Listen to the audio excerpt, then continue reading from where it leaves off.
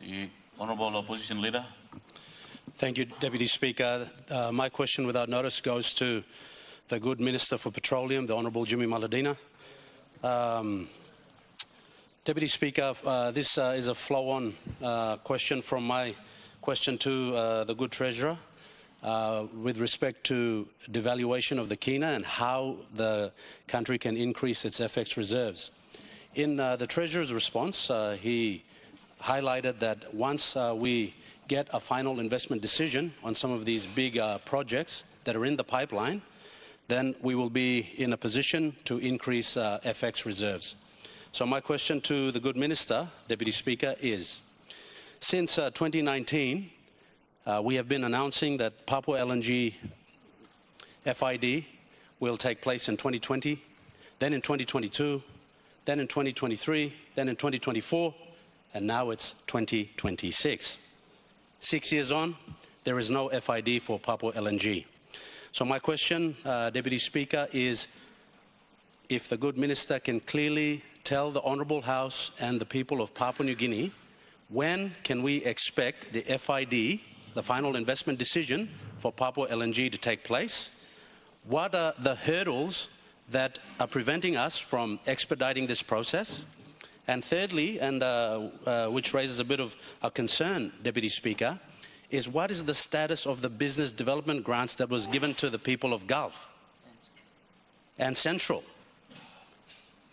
So these are my three questions to the good Minister for him to clearly tell this Honourable House and the people of Papua New Guinea. Thank you, Deputy Speaker. Minister for Petroleum. Thank you, Deputy Speaker. I'd like to thank the good Opposition Leader for his question. I also like to congratulate him on his elevation to the Opposition leadership and also to the Deputy Opposition Leader. Two fine young men in the first term have reached that position. Congratulate both of them.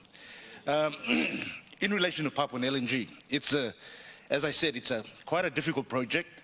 We, on the government side, and through the support of the Prime Minister and Deputy Prime Minister, we are pushing the developer, Total Energy as the operator, and its joint venture partners to get an FID. And it's not as easy as it looks like, because we are dealing with the developer, and also the developer is also working with the banks to try to secure finance. From the latest status I can give to the country, announce to the country, is that meeting with Total Energy as the operator, they have given us some dates. The last time they gave dates was the first quarter of this year, 2026, that we might look at FID. Unfortunately, that has passed, and because of finance issue, and that's totally out of the control of even the partners of Santos. The partners of Papua LNG, because they're dealing with most of what they call export credit agency to fund this project. And as I indicated in my last discussion and my last report to Parliament, was that we, as this project was going on, and when it was signed up, there were some delays in the project. The first delay was that I think when the government changed after the contract was signed, there was some issues about trying to review the particular project agreement. Unfortunately, that didn't occur because Total stood its position under the signed contract and didn't want to move from there. But the government at that time, the new government, did get some clawback and did do some progress. And unfortunately, we had that COVID incident. COVID period came into the country, and that delayed the project further.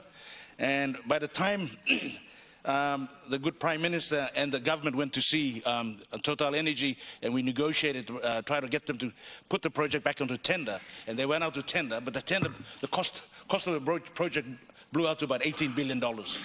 It's a substantial blowout. So they had to relook at the bidding process, and I'd like to thank Total for that, as operators and the joint venture partners, and they restricted the tender process to mainly the Asian contractors, China, Korea, and Japan, and that reduced the price. Now they've got a final figure of around $14.5 billion USD to do this project. Unfortunately, when they signed the contract, the project price was about $11.9 billion USD. and now we've got 14.5. So the project proponents have come back to the government and asked the government to assist them in some tax incentives to try to claw back the price between 12 billion to 14.5. So a gap between about 2.5 billion USD. So we've been negotiating with Total non-stop.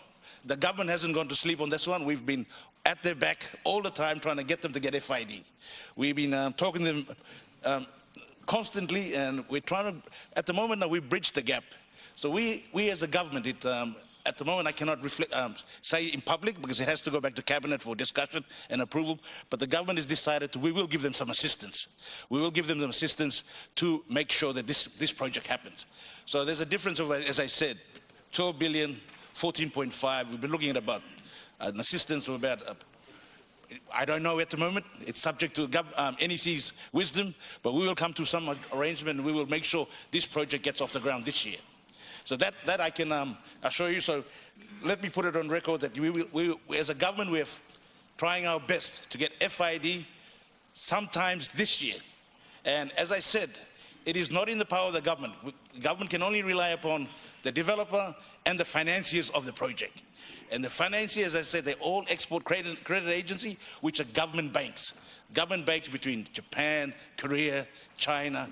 The US is included in this consortium of banks looking at funding this project.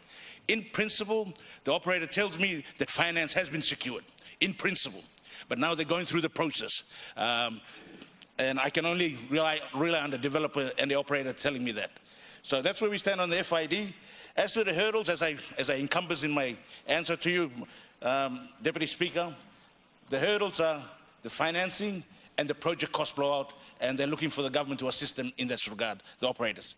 The BDG, the third question to my good opposition leader is the business development grant given to the provincial government. I don't have visibility on that because those payments were made directly to Gulf provincial government and the central provincial government, and I will get some information from them, and I can let the good can answer this question in another during this week. I will seek Deputy Opposition. Deputy Speaker, I'll get you leave from me to answer the question to find out where those monies and how they spend it in the respective provincial governments. Thank you. Supplementary, Deputy Opposition Leader. Thank you, Deputy Speaker. My quick supplementary to the good Minister for Petroleum is this. At the moment and currently for the last 3 weeks, there's been a war that's broken out in the Middle East between America, Israel on one side, and Iran. Mr. Speaker, the Hormuz Passage, which transports a lot of this petroleum and gas goods, are now restrained. And with this war at the backdrop, can I ask of the real prospects of FID, firstly, the real prospects of the development forum being pushed forward expeditiously, and the FID that's been discussed being a real achievable and tangible delivery in this fiscal year. That is because at the moment, because of the war, owing to the war, the oil prices are astronomically escalated. What is the strategy of the government to take advantage of these price changes? And what is the immediate and urgent strategy of the government to act promptly and swiftly to take advantage of FID as soon as possible and practicable? Thank you. The Honourable Minister. Thank you, Deputy Speaker, and I'd also like to thank the good Deputy Opposition Leader for this question. In relation to the war in Iran and in Middle East at the moment, it's affected a lot of countries as to the supply of oil and gas to those respective oil countries around the world. As we can see, prices have shot up substantially, over $100 in the last 2 to 3 weeks now, and we don't see any foresight, the clearance of the war going forward. The strategy the government has is we only can rely upon the suppliers currently that import oil into PNG. And these are the companies that we know is Puma and ExxonMobil, and including Total Energy. And I've asked them to give me a report on the next plan, how they will, the three respective importers of oil and gas into, mainly petrol stocks and the petrol imports and Jet A1 fuel into the country. I'm waiting for a report from all three of them, Puma, ExxonMobil and Total Energy, and they will file a report to let me know how much import they can bring into stockpile in the country for the next 2 to 3 months. And that report is forthcoming. And National Petroleum Authority is working closely with them to ensure that we don't have a short supply of those petroleum products in the country due to the war in the Middle East. And it's out of our control at the moment. We can rely upon them. Our biggest concern in Papua New Guinea is our storage facility, because Puma is the only one who has the biggest storage facility, and they're the biggest importer. But we also, to let Papua New Guinea know, our national mining companies like Oktedi, they've also assisted and come in to assist the country in those times. So I can only rely upon those importers of those fuel to give us a good stockpile to reserves for within 2 to 3 months in the country. So I will be getting a report sometime this week, and once again I could table that in Parliament if Deputy Speaker can allow me, to give us comfort in this country. Good Minister, is in relation to Total and this project, and in relation to what he has just stated. Mr. Speaker, this project signed in 2018, that is 2019, that is 7 years ago. If we had stuck to the original agreements, we should be in production today. But unfortunately, the government decided to review the contract and said that they have clawed back some benefits. That's what the Minister has just stated. And the Minister stated quite clearly that he wants to do a ministerial statement to this Honourable House this week. I would like to put it to the Minister that he tells us what are the clawback benefits that this government has negotiated clearly to the nation. Because the government has decided to review this contract, we have missed opportunity to develop this major project for the country as a whole. And as a result, the economy and many contractors who have been trying to do business with this particular project have either moved on or costs have escalated, so they've abandoned the project, Mr. Speaker. That's one question. First question. Second question, Mr. Speaker, is the Minister himself stated clearly today that the cost of the project will be about 14.5 billion US dollars. And he has also indicated today that the cost was supposed to be 11 billion US dollars. And obviously, the Minister has alluded to the fact that he will go to Cabinet with a submission to try and accommodate this new arrangement with Total, which in my thinking it means that we will be either sacrificing 3.5 billion US dollars to try and accommodate this project.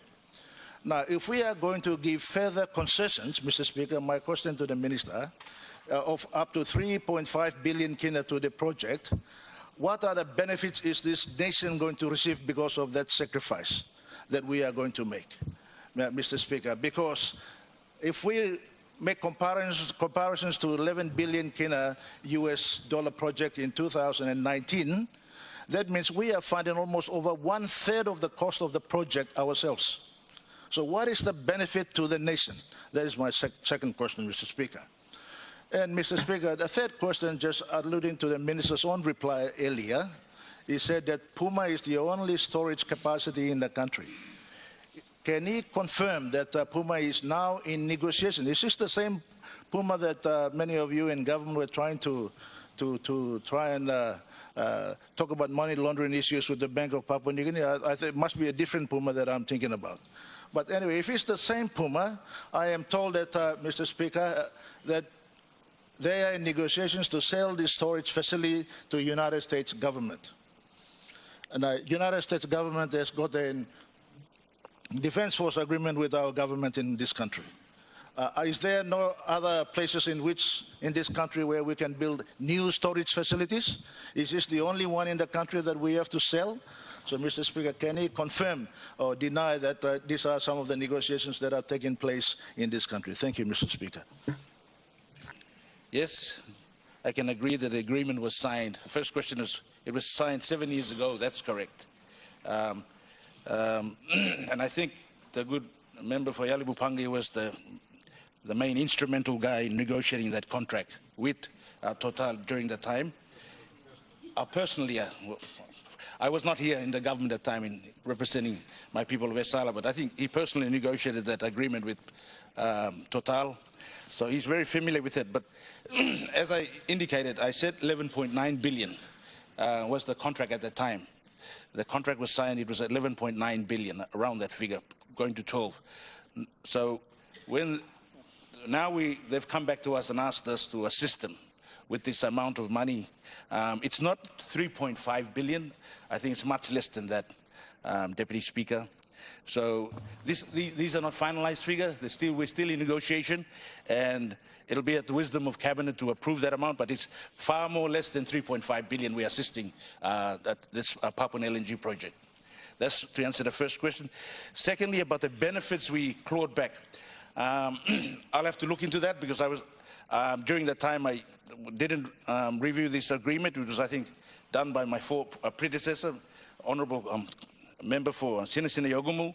So he tried to claw back those benefits, and I don't know what happened there, but if for hindsight I can get that and present that to Parliament in my speech during the week.